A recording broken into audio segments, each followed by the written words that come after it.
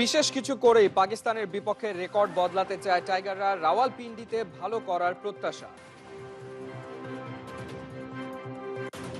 মোহাম্মদ ইউসুফের কণ্ঠে লিটন দাসের বন্দনা। টাইগার ব্যাটারকে তাতিয়ে দেবে তার বার্তা। শঙ্কায় শেষ পর্যন্ত সত্য হতে চলেছে। আইসিসি বাংলাদেশ থেকে নারী টি-20 বিশ্বকাপ সরিয়ে নিচ্ছে।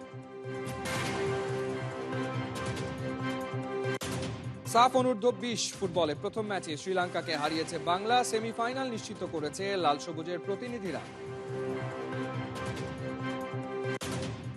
হকি ফেডারেশনের বর্তমান কমিটির পদত্যাগ চায় সাবেক খেলোয়াড় ও সংগঠকরা। 7 দফা দাবি বাস্তবায়নের ঘোষণা।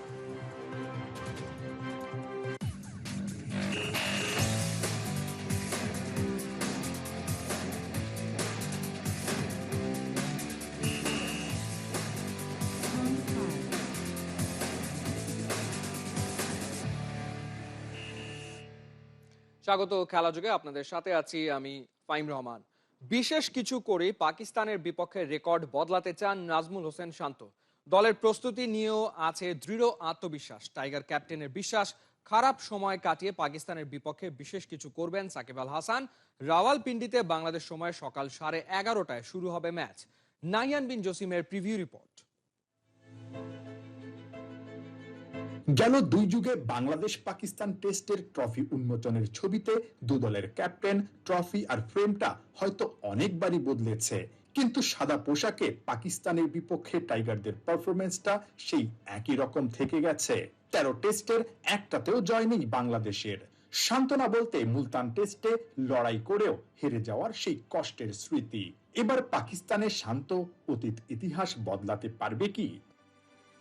It's record. I think record can be changed. It's not going to be easy, but as I mentioned, we had a very good balanced side, and we believe we can do some special things this time, and players are really excited to play here. আলাদা করে কোনো কিছু করতে চাই না। আমরা সবাই জানি যে ব্যাটিংটা আমাদের লাস্ট কয়েকদিন ধরে ভালো হচ্ছে না। লাস্ট টেস্ট সিরিজটাও আমরা ওইরকম ভালো করিনি, বাট প্রিপারেশন ওয়াইজ এবার ভালো আমরা প্রিপারেশন নিতে পেরেছি। প্লেয়াররা যতটুকু আমরা সুযোগ পেয়েছি ভালোভাবে ওই প্রিপেয়ার হওয়ার চেষ্টা করেছে, এবং প্লেয়াররা বিশ্বাস করে, এবং প্রত্যেকটা প্লেয়ারের মধ্যে ওই বিশ্বাসটা আছে যে এইবার আমরা স্পেশালি ব্যাটিং ইউনিটটা আমরা ভালো করব। পাশাপাশি একটা টেস্ট ম্যাচ জেতার জন্য বোলিংটাও খুব গুরুত্বপূর্ণ। সো আমার মনে হয় টিম হিসেবে আমাদের খুব ভালো সুযোগ আছে এবার। রাওয়ালপিন্ডি টেস্ট শুরুর 40 ঘন্টা আগেই একাদশ জানিয়ে দিয়েছে পাকিস্তান। তাদের একাদশে 4 পেসার। স্বাগতিকদের গেম প্ল্যান স্পষ্ট।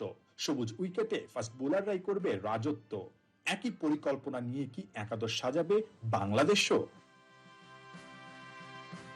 Couple of years we had very good pace bowling unit. We have some quality 3-4 spinners as well. So we covered all the things that tomorrow when we came to the ground we will see the wicket and make the team. But as you mentioned here, the seamers get a little bit of benefit, and the seamers are really excited to do well in this condition. ভালো কিছু করতে, ইতিহাস বদলাতে bat ball হাতে বড় ভূমিকা রাখতে হবে অলরাউন্ডার সাকিব আল হাসানকে। ব্যাট হাতে 63 গড়ে 500-র বেশি রান। সাকিবই পাকিস্তানের বিপক্ষে সেরা ব্যাটার, কিন্তু নাম্বার 1 এর সময়টা একটু কঠিনই যাচ্ছে মাঠে আর মাঠের বাইরে। সাকিব কি সব পেছনে ফেলে জ্বলে উঠতে পারবে? He is a professional cricketer, and we all treat him as a cricketer, to be very honest, and he played this game for so long, so he knows his role, and he know how to prepare himself. So I'm not thinking about his political career, and I hope he will do something special in this series. Rawalpindi cricket স্টেডিয়ামে বুধবার বাংলাদেশ সময় 11:30টায় শুরু হবে 2 match সিরিজের প্রথম test. Nahiyan বিন জসিম, 71। আবু সাইদ মুগ্ধদের আত্মত্যাগ হতে পারে পাকিস্তানের মাটিতে টেস্ট সিরিজে টাইগারদের জন্য সবচেয়ে বড় অনুপ্রেরণা। বৈষম্য বিরোধী ছাত্র আন্দোলন থেকে হার না মানার দীক্ষা নিতে পারেন মুশফিক শান্তরা। নতুন বাংলাদেশকে আনন্দে ভাসাতে পারবে তো টাইগাররা? রহমান পেয়ারের রিপোর্ট। আন্দোলনের নেতৃত্ব দিয়ে স্বৈর শাসকের পতন ঘটিয়েই থেমে যায়নি বাংলার জেনজি। একের পর এক হৃদয়গ্রাহী দৃশ্য করে চলেছে তৈরি। তারুণ্যের আন্দোলন তাদের আদর্শ বাস্তবায়নে দিয়েছে প্রতিশ্রুতি। বাংলা বসন্তের হবে না কখনো ইতি, ক্রীড়াঙ্গনেও হবে শৃঙ্খল মুক্তি, ঘুচে যাবে অনিয়ম আর দুর্নীতি।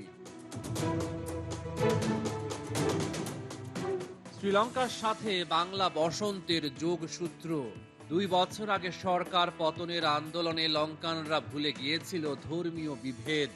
দুঃশাসন পেছনে ফেলে শ্রীলঙ্কা এখন এক এবং ঐক্যবদ্ধ দেশ। বাংলাদেশ ক্রিকেট দল পাকিস্তানে 21 আগস্ট মেন ইন গ্রিনদের বিপক্ষে সাদা পোশাকের লড়াইয়ে নামবে। টাইগাররা অনুপ্রেরণা খুঁজে নিতে পারে লঙ্কানদের থেকে। 2022 সালের মে, শ্রীলঙ্কা তখন চরম অর্থনৈতিক মন্দা পার করছে। মাঠের ক্রিকেটে বাংলাদেশের মুখোমুখি হয়েছিল এমন সময়ে। লঙ্কান ক্রিকেটাররা এক হয়েছিল দেশের মানুষের মুখে হাসি ফোটাতে। বাংলাদেশের মাটিতে 2 ম্যাচের ওই টেস্ট সিরিজ 1-0 ব্যবধানে জিতেছিল শ্রীলঙ্কা। সিরিজ জয়ের পর উচ্ছ্বসিত লঙ্কান ক্রিকেটাররা।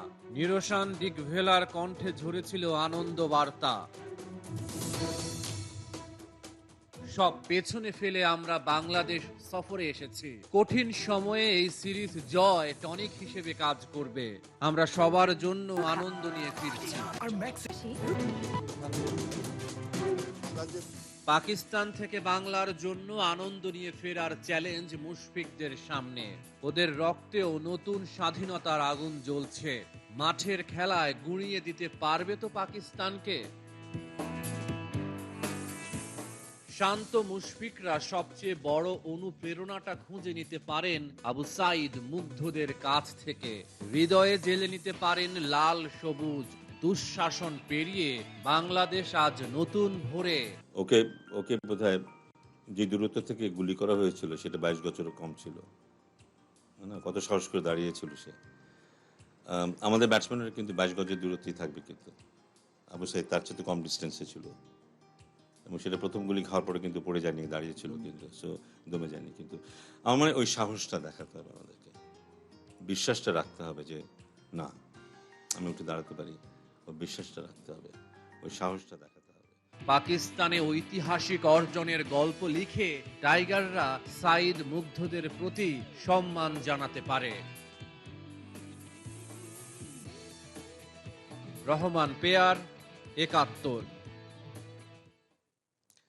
লিটন ম্যাচ উইনার সে কি তা জানে? পাকিস্তানের সাবেক তারকা ব্যাটার মোহাম্মদ ইউসুফ বলছেন, পরিস্থিতি বুঝে খেললে লিটনই হতে পারেন সব দলের জন্য বিপদের নাম। ইউসুফের বার্তা কি পাকিস্তান সিরিজে লিটনকে তাতিয়ে তুলবে? মোহাম্মদ ইউসুফ মনে করেন, অতিরিক্ত স্পিন পিচে খেলার কারণে বিদেশের মাটিতে এখনো নড়বড়ে টিম বাংলাদেশ। সাইফুল রূপকের রিপোর্ট। अच्छा प्लेयर है वो, लेकिन थोड़ी जल्दी करता है। उसको अपने पे कॉन्फिडेंस रखना चाहिए कि अल्लाह ने उसको सलाहियत दी है। 22 গজে লিটনের কিসের এত তাড়াহুড়া? উত্তরের তালাশে পাকিস্তানের কিংবদন্তি মোহাম্মদ ইউসুফও।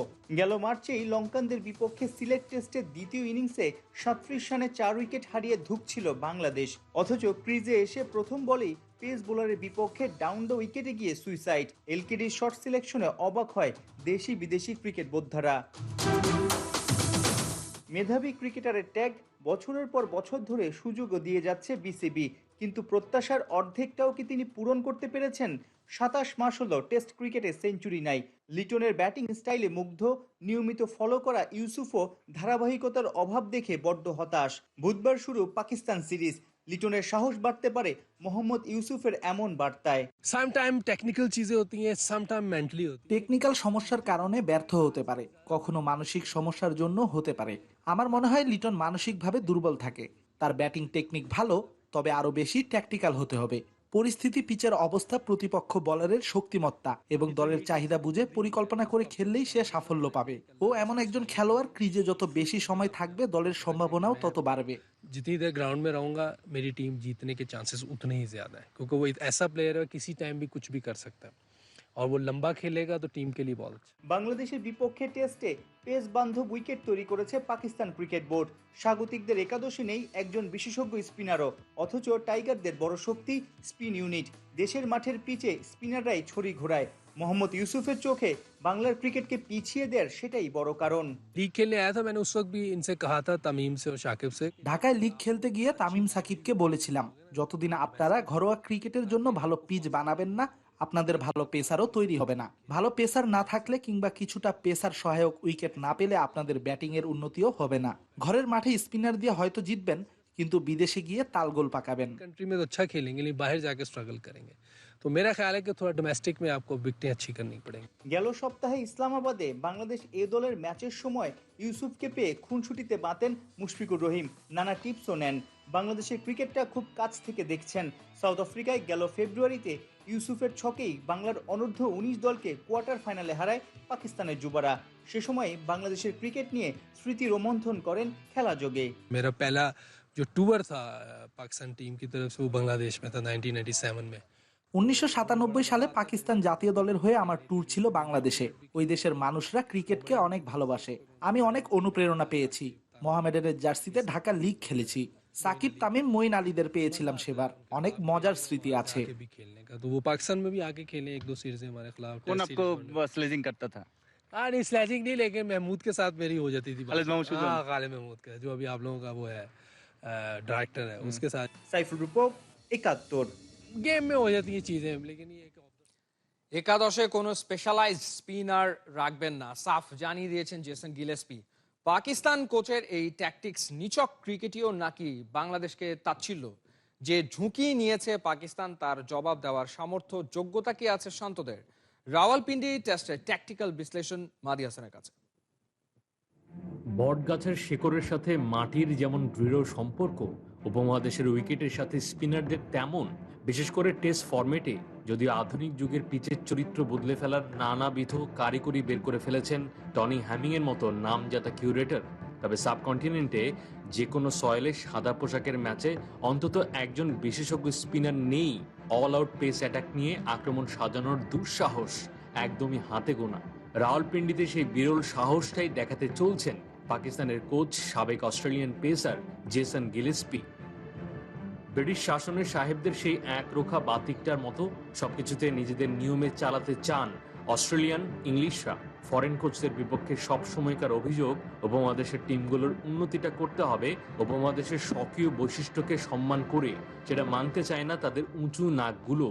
সে কারণে ভারতের কথাই যদি ধরা হয়, তাদের ক্রিকেট ইতিহাসে 26 জন হেড কোচ হয়েছে, তার মধ্যে মাত্র 3 জন লাট সাহেবদের বংশধর।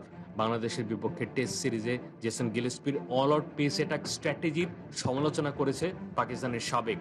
কামরান আকমল বলছেন, জেসন গিলেস্পিকে নিয়ে আমরা অস্ট্রেলিয়ান মানসিকতার আমদানির কথা বলছি, কিন্তু আমাকে বলেন যে অস্ট্রেলিয়া কি নাথান লায়নকে ছাড়া খেলতে পারে? ভারত কি রবিচন্দ্রন অশ্বিন বা রবীন্দ্র জাদেজাকে ছাড়া খেলবে? না, তারা সেটা করবে না।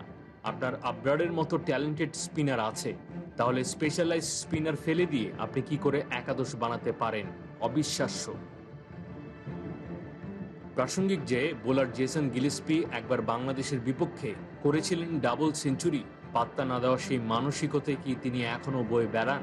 জেসন গিলেস্পির পাকিস্তান অল আউট পেস অ্যাটাকের যে পরিকল্পনা, সেটা তো ক্রিকেটীয় ট্যাকটিক্সের ভাষায় অপোজিশনের সামর্থ্যের প্রতি পরিষ্কার অধ্যত্ত। এরকম অ্যারোগেন্স বিশ্বের যে কোনো মানসম্পন্ন টেস্ট টিমের সামনে পড়লে দিয়ে দেওয়ার কথা প্রপার পানিশমেন্ট। গেল প্রায় 24 বছরে পাকিস্তানের সাথে 12টা টেস্ট খেলেছে, জিততে পারেনি একটাও। এমন দলের বিপক্ষে ঝুঁকি না নিলে কার বিপক্ষে নেবেন জেসন গিলেস্পি? তাই হয়তো নিয়েছেন। ক্রিকেট খেলা অনেক আশার, তার একটা মূল কারণ খেলাটা প্রতিদিন কাগজে কলম আর পরিসংখ্যানে হয় না। বিপ্লবে উজ্জীবিত বাংলাদেশ গিলেস্পির ক্রিকেট কৌশলের অধ্যত্বের জবাব দিতে পারবে? মাহাদি হাসান, 71। দারুণ এক ব্যালেন্সড বোলিং অ্যাটাক নিয়ে এবারে পাকিস্তান সফরে গেছে বাংলাদেশ। সেখানে তাসকিন শরীফুলের মতো পরীক্ষিত স্পিড স্টারের সাথে যেমন আছেন নাহিদ রানা কিংবা খালেদ আহমেদের মতো ইয়াং সেন্সেশন, ওদিকে স্পিন ডিপার্টমেন্টে সাকিবের সাথে আছে স্পেশালিস্ট তাইজুল। মেহেদী মিরাজের সাথে নাইম হাসানও প্রতিপক্ষের ঘুম হারাম করতে ওস্তাদ। রাওয়ালপিন্ডির ঘাসের উইকেটে কারা করবে রাজ, সেই উত্তর পাওয়া যাবে দু একদিনের ভেতরেই। খালিদ জামিলের রিপোর্টে বিস্তারিত। অমুকের ইনজুরি তো তমুক টেস্ট খেলতে চান না, একজন এই ম্যাচটায় বিশ্রাম চায় তো আরেকজন ছুটি কাটায় পরিবারের সাথে।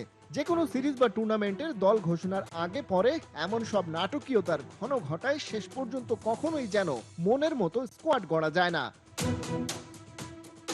তবে পুরো বাংলাদেশের মতোই যেন এবারের পাকিস্তান সফরে টাইগারদের দলে দিন বদলের হাওয়া। প্রধান নির্বাচক গাজী আশরাফ লিপুর টেবিলে সবাই যেন অ্যাভেলেবেল। আর যে কারণে আইসিসি টেস্ট চ্যাম্পিয়নশিপের অংশ এই পাকিস্তান ট্যুরে 5 স্পেশালিস্ট পেসার ইনজুরি রিকভার চলায় এবাদতের মতো বোলারকে দেশে রেখে আসার পরেও we have developed a lot of good fast bowlers in our rank as well. So we have decent fast bowlers if the condition favors. Anyway, we got two all-rounders that who bowl spin and they are world class, and Shakib Al Hasan and Miraj. So we all bases covered at the moment. রাওয়ালপিন্ডির wicket পাটা তক্তা হতে পারে কিংবা হবে greenish, তাই বলে কি দলে স্পিনারের সংকট থাকবে? মোটেও তা নয়। সেই ক্যাটাগরির ফুল টাইম বোলার আছে অন্তত 4 জন। তাদের মধ্যে সাকিব আর মিরাজ তো একই সাথে কমপ্লিট ব্যাটারও। ওদের সাথে পার্ট টাইমার হিসেবে হাত ঘোরাতে পারেন লিটল মাস্টার মুমিনুল হকও। আরো মজার ব্যাপার, এই বোলারদের পরিসংখ্যান অ্যানালাইসিস করে দেখা যাচ্ছে হোম অ্যান্ড অ্যাওয়ে ম্যাচের পারফরমেন্সে তাদের তেমন একটা পার্থক্য নেই। টাইগার পেস ইউনিটের মূল বোলার তাসকিন আর শরীফুলের কথাই ধরা যাক। টেস্ট ক্যারিয়ার খুব একটা দীর্ঘ না হলেও হোম গ্রাউন্ডে তাসকিন যেখানে প্রতি 50-এর কিছু বেশি রানে একটা উইকেট শিকার করেছেন, সেখানে অ্যাওয়ে টেস্টে সেটা হয়েছে 55। আবার শরীফুলের এভারেজ আরেকটু হেলদি, হোম গ্রাউন্ডে তার 34 গড়, ঘরের বাইরে গিয়ে বেড়েছে 10। টেস্টে এ যাবৎকালে বাংলাদেশের বোলিং ইউনিটের মূল কাজটা করে এসেছে অবশ্য স্পিনাররাই। টাইগার ক্রিকেট ইতিহাসের সেরা স্পিনার সাকিব আল হাসানের হোম অ্যান্ড অ্যাওয়ে ম্যাচের পারফরমেন্সে তেমন পার্থক্য নেই, যদিও এর আগে পাকিস্তানের মাটিতে টেস্টে তার বোলিং করার অভিজ্ঞতাও নেই। মিরাজ আর স্পেশালিস্ট স্পিনার তাইজুলের অ্যাওয়ে গ্রাউন্ডে গড় বেড়েছে বটে, তবে এই পাকিস্তান সফরে মূল কাজটা যেহেতু করতে হবে পেসারদের, তাই সেটা নিয়ে খুব একটা চিন্তিত হচ্ছে না টিম ম্যানেজমেন্ট। সেই সাথে লিজেন্ডারি স্পিন কোচ মুশতাক আহমেদের টোটকা তো থাকছেই। এখন প্রশ্ন হচ্ছে পেস বান্ধব কন্ডিশনে টাইগার পেসাররা আর স্পিন অ্যাটাকে মুশতাক আহমেদের ছাত্ররা কতটা ভালোভাবে নিজেদের সুযোগগুলো কাজে লাগাতে পারে। খালিদ জামিল, 71।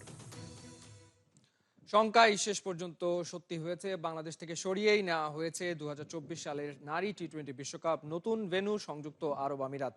মঙ্গলবার আইসিসির এক ভার্চুয়াল বোর্ড মিটিংয়ে এমন সিদ্ধান্ত হয় বলে জানিয়েছে ক্রিকেট ভিত্তিক ওয়েবসাইট ক্রিকবাজ।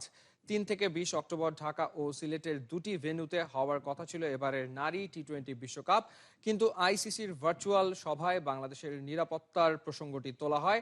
একদিন আগে অস্ট্রেলিয়ান ক্রিকেটার এলিসা হিলিও এ নিয়ে উদ্বেগ জানিয়েছিলেন।